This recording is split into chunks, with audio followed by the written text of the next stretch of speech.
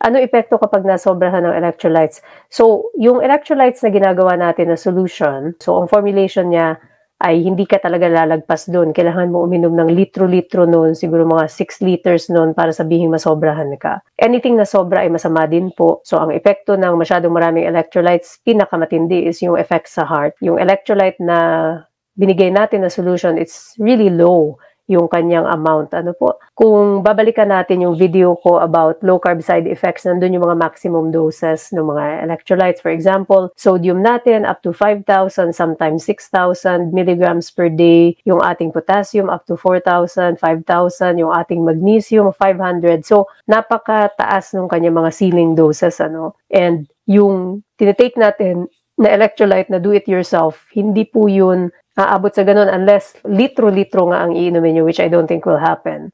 Kasi you will need to ingest maybe 6 liters of that to even come close to the maximum na amount ng electrolytes. So, ang sagot po dito, anything na sobra ay masama. The main effect nito is sa puso.